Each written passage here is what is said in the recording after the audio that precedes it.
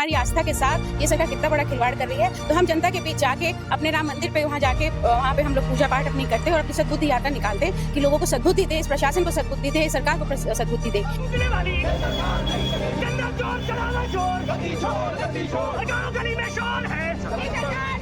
अब हद तब हो गई कि जब राम जी के नाम पर वहां पर चढ़े हुए चंदे की जब भाजपा सरकार के समर्थित लोगों ने चोरी की।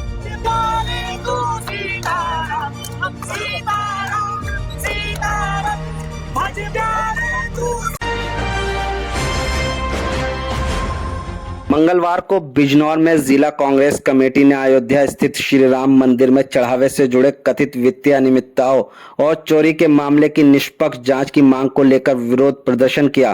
कांग्रेस नेताओं के अनुसार प्रस्तावित सद्बुद्धि यात्रा को प्रशासन से अनुमति नहीं मिलने पर कार्यकर्ताओं ने जिला कार्यालय के सामने धरना दिया और भजन कीर्तन किया। इसके बाद उत्तर प्रदेश के राज्यपाल के नाम संबोधित ज्ञापन प्रशासन को सौंपा गया। जिला कांग्रेस कमेटी की अध्यक्ष एवं AICC सदस्य श्रीमती हेनरिता राजीव सिंह ने कहा कि श्री राम पूरे देश की आस्था के प्रतीक है और मंदिर की गरिमा व पारदर्शिता से किसी भी प्रकार का समझौता स्वीकार नहीं किया जा सकता। उन्होंने पूरे प्रकरण की निष्पक्ष और पारदर्शी जांच कर दोषियों के खिलाफ सख्त कार्रवाई की मांग की। सुनिए उन्होंने और क्या कुछ कहा। आज हमारी यात्रा थी सद्बुद्धि यात्रा।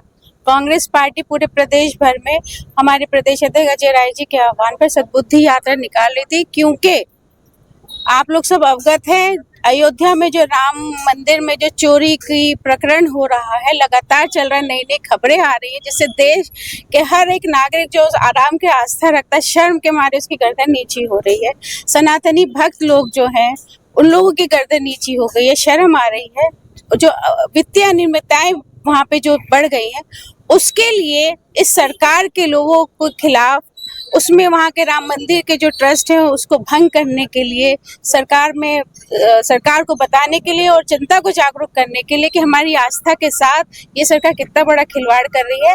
तो हम जनता के बीच जाके अपने राम मंदिर पे वहाँ जाके वहाँ पे हम लोग पूजा पाठ अपनी करते और अपनी सद्बुद्धि यात्रा निकालते कि लोगों को सद्बुद्धि दे, इस प्रशासन को सद्बुद्धि दे, सरकार को सद्बुद्धि दे कि ये आस्था के खिलवाड़ में जो भ्रष्टाचार कर रहे हैं, इससे बड़ा पाप कोई नहीं है। ज्ञापन क्या है, आपने उसमें क्या मांग किया? ज्ञापन हम लोग को देना पड़ा क्योंकि यहाँ के प्रशासन ने हम लोग को एक कदम भी यहाँ पे जाने नहीं दिया लोगों के बीच में। तो अब ज्ञापन हमें इस वजह से देना पड़ा। ज्ञापन में हमने 3 मांगे रखी हैं कि इस अनियमितताओं में, इस भ्रष्टाचार में, राम मंदिर के चढ़ावे में, चंदे में, चोरी में जो भी लोग शामिल हैं, ट्रस्ट के लोग जो भी लोग शामिल हैं, मुख्यतः नाम जैसे चंपत राय और अनिल मिश्रा इन लोगों का आ रहा है, इन लोगों का इस्तीफा करके इन पे कठोर कार्यवाही की जाए। और जो भी ट्रस्ट की जो, क्योंकि अपनी विश्वसनीयता ये भंग कर चुका है, जो भी ट्रस्ट बना था राम मंदिर के नाम पे भक्तों के लिए, वो उसको भंग कर दिया जाए। पर कल हमने देखा कि कल तो उसमें इन लोग का इस्तीफा लेके दूसरे लोग RSS के कोई चीफ पहले से रहे, उन्हीं को दोबारा से महासचिव बना दिया। तो ये तो केवल दिखावे की प्रक्रिया कर रही है सरकार, जो घोर निंदनीय है। उसके ट्रस्ट की जिम्मेदारी चारों पीठ के आदरणीय हमारे पूज्य शंकराचार्य, चारों पीठ के शंकराचार्य और इस मंदिर में जो महंत लोग, सम्मानित महंत है, उन लोगों के संरक्षण में इस ट्रस्ट की जिम्मेदारी देनी चाहिए, ना कि किसी मोदी और प्रधानमंत्री के निजी सचिव या उन्हीं के लोग आए और जाए और दिखावे के लिए करें। तो जिम्मेदार लोगों को, जो सनातन धर्म को आगे ले जाते हैं, हमारे शंकराचार्य महामहिम जी, उन्हीं लोगों को इसकी जिम्मेदारी दी जाए और एक सिटिंग जज हाईकोर्ट की अंडर में एक इसकी निष्पक्ष जांच हो, कठोर से कठोर कार्यवाही इन दलालों के खिलाफ, इन चोरों के खिलाफ, हमारी आस्था के साथ खिलवाड़ करने वालों के खिलाफ सख्त से सख्त कार्यवाही हो और जिसका पता जनता को भी चले।